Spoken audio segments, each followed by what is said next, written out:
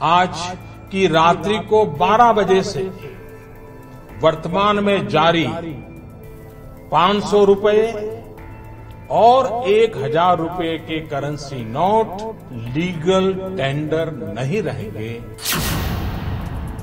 8 नवंबर 2016 की रात आपको अच्छी तरह याद होगा, जब प्रधानमंत्री नरेंद्र मोदी ने अचानक नोटबंदी का ऐलान कर दिया। प्रधानमंत्री के ऐलान के बाद ही चारों तरफ अफरा तफरी का माहौल हो गया। पुराने नोट बदलवाने के लिए बैंकों के बाहर लंबी लंबी लाइनें लगनी शुरू हो गई। लोग पूरी रात लाइन में खड़े रहते ताकि सुबह होते ही सबसे पहले उसका नंबर आ जाए और बैंक से नोट बदलवा सके। कितनों की शादियां टल गईं, कितनों के कामकाज ठप हो गए। नोट बदलवाने के नाम पर कालाबाजारी भी शुरू हो गई। बैंकों में एजेंट कालाबाजारी करने लगे। अस्पताल वालों ने पुराने नोट लेने से इनकार कर दिया।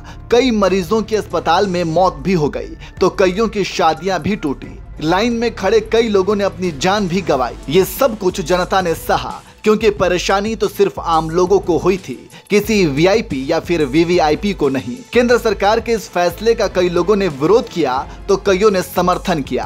केंद्र सरकार को उम्मीद थी कि नोटबंदी से भ्रष्टाचारियों के घरों के गद्दों तकियों में भरकर रखा कम से कम 3-4 लाख करोड़ रुपए काला धन तो बाहर आ ही जाएगा। लेकिन पूरी कवायद में काला धन सिर्फ 1.3 लाख करोड़ ही बाहर आया। उल्टे आपको ये जानकर हैरानी होगी कि नोटबंदी के समय जारी नए 500 और 2000 के नोटों में अब 9.21 लाख करोड़ गायब जरूर हो गए हैं। अब सवाल यह है कि जिस केंद्र की मोदी सरकार ने भ्रष्टाचार को रोकने और काले धन को बाहर निकालने के लिए नोटबंदी किया था, उसका फायदा क्या हुआ?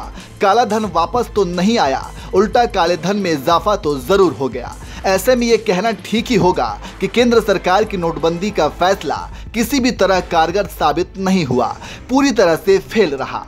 चलिए अब आपको इस बारे में थोड़ी तफसील से बता देते हैं। दरअसल रिजर्व बैंक ऑफ इंडिया की 2016-17 से लेकर ताज़ा 2021-22 तक के एनुअल रिपोर्ट्स बताती हैं कि आरबीआई ने 2016 से लेकर अब तक 500 और 2000 के कुल 6,849 करोड़ करेंसी नोट छापे थे। उनमें से 1,680 करोड़ से ज्यादा करेंसी नोट सर्कुलेशन से गायब है। इन गायब नोटों की वैल्यू 9.21 लाख करोड़ रुपए है। इन गायब नोटों में वो नोट शामिल नहीं हैं जिन्हें खराब हो जाने के बाद आरबीआई ने नष्ट कर दिया।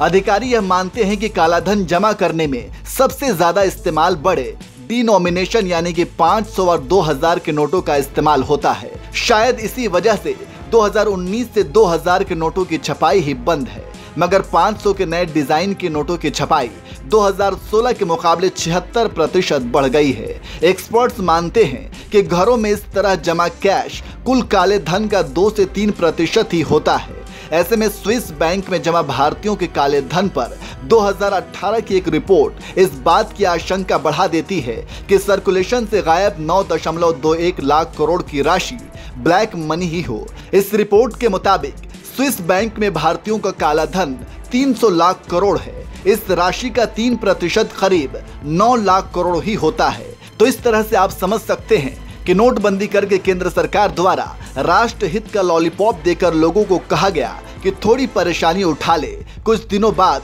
सब कुछ ठीक हो जाएगा, काले धन पर रोक लग जाएगा, आतंकवादियों नक्सलवादियों की कमर टूट जाएगी। लेकिन वास्तव में ना ही काला धन वापस आया, बल्कि रिपोर्ट के अनुसार उसमें इजाफा ही हुआ है। आपको क्या लगता है कि केंद्र की नोटबंदी का फैसला गलत साबित हुआ है? कमेंट करके जरूर बताएं।